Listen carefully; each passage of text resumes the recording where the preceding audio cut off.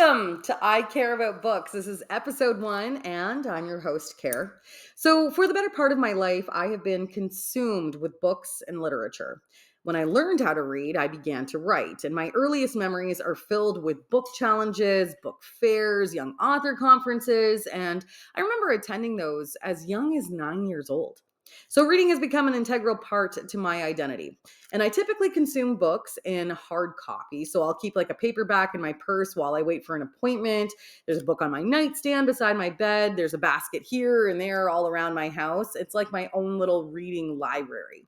And I have no one specific genre that I prefer to consume.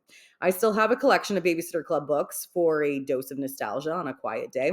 I love that my children love to read. And my kids and I have an affinity for the Hunger Games, which is a series that we've each individually read and often compare notes about.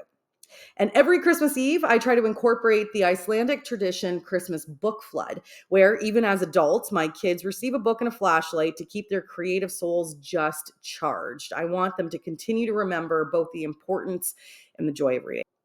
I'm also a fairly big believer that we each have a favorite book, or at the very least, a book that made us fall in love with reading. And mine is Maniac McGee by Jerry Spinelli.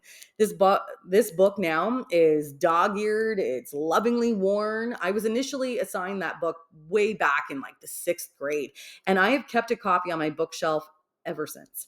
The story of a young boy who became a myth, who radically changes the lives of a racially divided small town simply by being himself, and he simply became a legend. So I recommend that book to all readers of any age.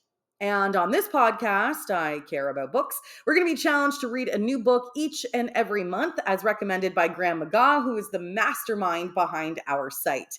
So throughout the month, you're invited to share your thoughts and reviews about the book by emailing me at care@booknotification.com. So let's chat with Graham about this month's book. So this is really exciting for me to be able to chat with Graham McGaw, who has been working tirelessly behind the scenes to create and invite all of us to this brand new site where we can really get into the joy of reading.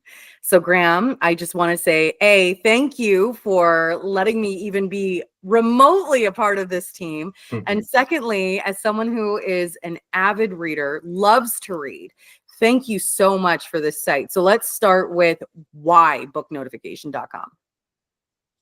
Well, first, thank you. And thank you for being a part of the team. You're a fantastic member. We love having you. And I love seeing all your cool ideas. And I'm really excited for the future of the site. Now we have you on board. Saying that, book notification is because the primary function of the site is for people to get notified of books by their favorite authors. So if you're a fan of Lee Child or Michael Connolly or whomever, you can sign up, click the follow button, and then when they have new books coming out, we notify you of the new books. Simple as that. That's the primary function of the site. And if that's all you want to do with the site, that's great. If you want to do more, you can mark the books read, you can track your reading, you can create a want to read list, you can follow the series, rate books, have a personalized book calendar, a million things. But end result is there was no good websites for notifying people of books by their favorite authors, and now there is. So with book notification, I mean, I can imagine this was something that was like in the back of your mind for a long time, and now it's here. But how old is the website? Well, that website is 2023. It launched January 2023. I have been running book websites since 2010, orderthebooks.com, bookseriesannorder.com. And I actually made the plans for book notification back in 2013, just because even back then there was no good resource. So it was just a simple Google Doc with like book notification and a Disney font and a search bar and a button, and that was it. So it's been planned since 2013 basically, and it just we started serious work on it in 2020. It was one of those projects where there was so much involved. We never thought we'd find the time, and I literally had a meeting with my partner who we talked about it, and like, there's just no way we can find the time because of everything else we have going on. And then COVID happened, and that basically changed the whole jobs to where we did have the time. So we're able to focus on it. So it's been in the works since 2020, April 2020, basically. And you mentioned something in there, and I really think it's important to talk about. We are living in an age of AI. Yeah. And when you're talking about having the time, it's because you believe so much in the human existence when it comes to art, when it comes to websites, and when it comes to integrity for this site in particular. Tell me about that.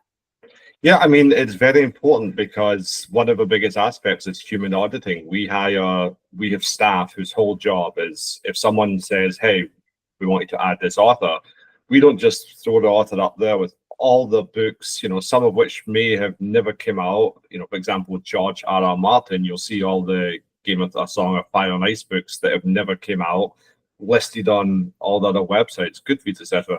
We have human auditors that sit there and do all the work by hand, check every book, make sure it doesn't have an alternate title, make sure it's part of the right series, so on. So I think AI has a large, it is a big help for many people, and it is not something that people should shy away from. But I have humans that do all the hard work, make sure the lists are correct, because humans are the only ones that can do that. AI cannot do it correctly at all. So I think it would be an appropriate question for me to ask you. What's your favorite book? Replay by Ken Grimwood. It's a story of a 42-year-old man who's worked in an office and he has a heart attack and dies, and then he wakes up again as an 18-year-old, basically, his own self. And he gets to replay his life. And then what happens is, this comes in early in the book, so it's not a spoiler, is he dies again. So he replays again and again. And this isn't a new concept, although this obviously came out before the likes of like Groundhog Day and stuff. But he covers everything you could think of in this book in regards to a replay, everything.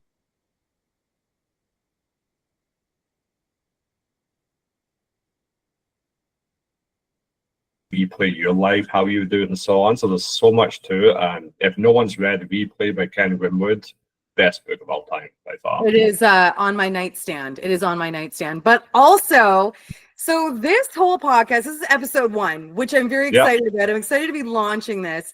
It's called I Care About Books, because my name works in every sentence. It does. Even handle with care.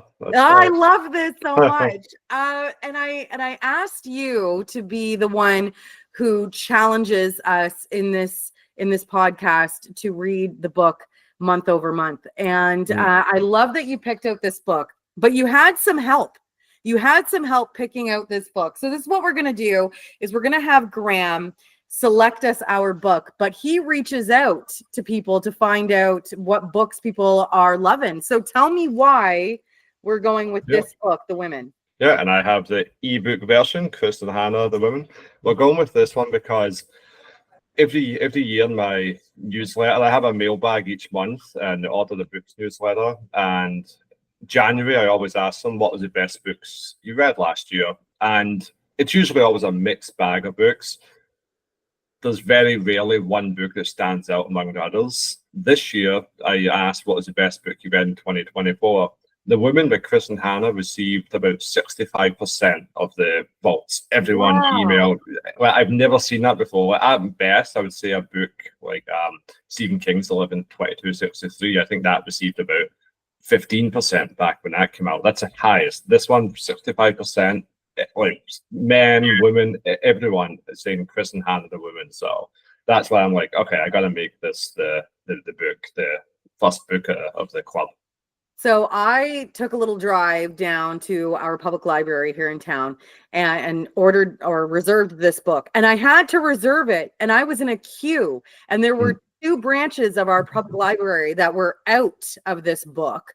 So I had to find another one to go and try and get a book off the shelf. That is how popular this book is. But I got to tell you, Graham, I know nothing about it. And I purposely didn't even read about the book before we jumped onto this. So what can you tell me in a quick synopsis? The funny thing is, I'm in the same boat because I don't What? like, yeah, I don't like spoilers. I don't like that type of thing. I really read descriptions because I've read some book descriptions where there was one recently I read where the book description talks about how it's that they're going into parallel universes and stuff. But when I started reading the book, that didn't happen until 40% of the way in. I'm like, oh, so I do not read descriptions. I do know it's historical fiction, which is actually not a genre I read often, but I like to challenge myself, so I'm going to do that. And it's about women in Vietnam, which is an interesting story because there was, I believe, something like 11,000 women in Vietnam. But when they came back, the media and so on acted like they never existed, and so they never received benefits and stuff. So this is basically the story of some of those invisible women in Vietnam. That's what I understand. And I do want to note, we have the physical copy, you have, I have the electronic edition. If anyone out there is planning on listening, they prefer audiobooks, this is a great audiobook to listen to. The narrator is Julia Whelan. She is incredible. She has narrated previous Kristin Hannah books. She's narrated Emily Henry books, Nora Roberts, so many authors, Gillian Flynn, Gone Girl. And this book actually won the 2025 Audie Award for the Best Fiction Narrator. So if you prefer to listen to the books, this is a great choice. Superb narrator. Julia's is phenomenal. I'm so glad you brought that up because our librarian today told me that she'd listen to it on an audio file. So there you go. That is, something I think is really important and worth remembering, that however you consume literature is okay. I'm somebody who prefers a physical book because then I have to turn off my phone and step away from the screen and I can lose myself in this book. Others want to listen to the audiobooks, like yourself reading it on a Kindle. Like there's so many different ways you can take in literature.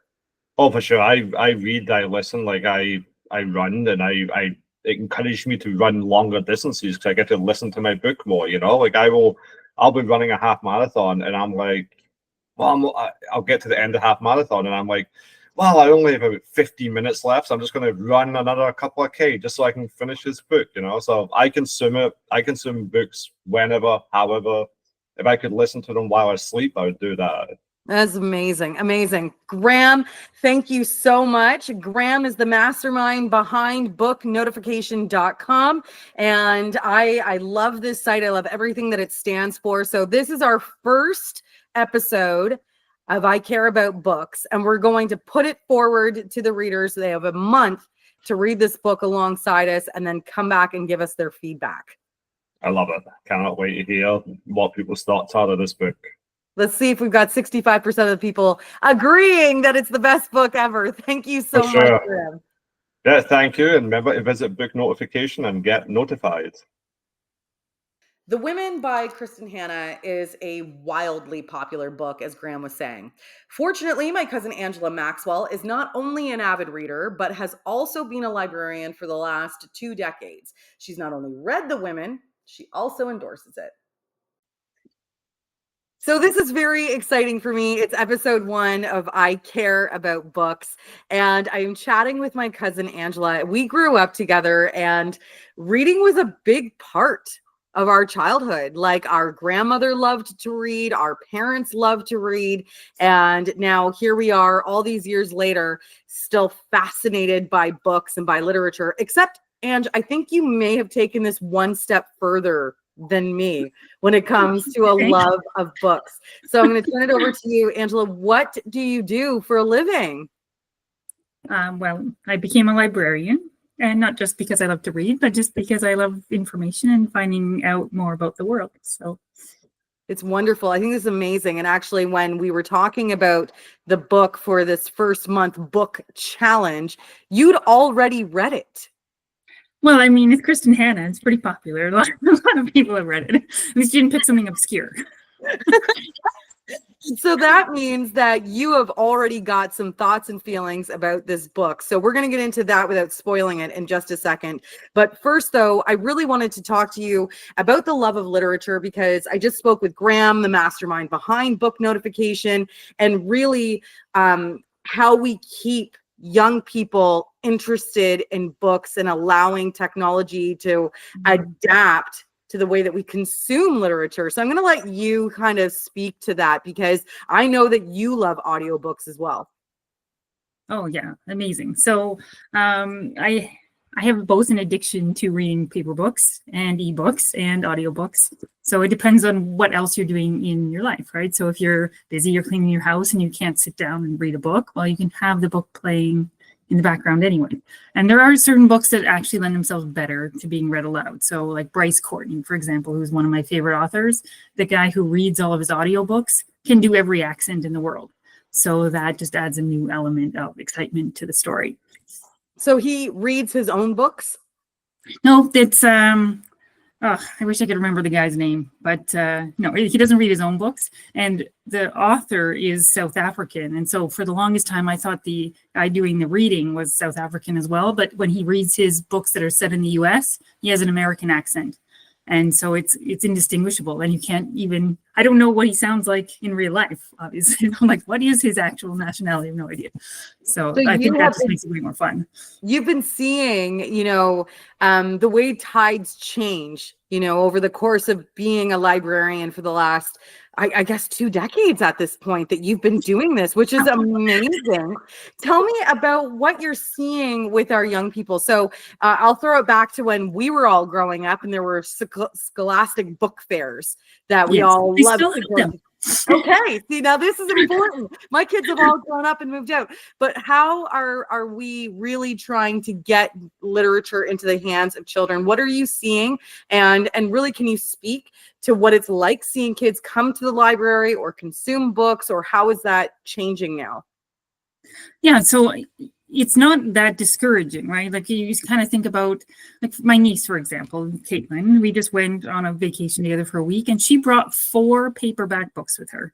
And she is kind of the epitome of the young person on social media all the time. Like if there was no Instagram moment, she wasn't going to do it. So all activities have to be Instagrammable. So she's full on social media girl, but at the same time, she still likes to sit there and read a book. And I think one of the things we have to remember is that it doesn't matter at all what they're reading. Like she just brought kind of romance, fluffy, who cares? She's reading, and so I would never say to a kid like, oh, you should try and read something that has more weight to it, or who cares?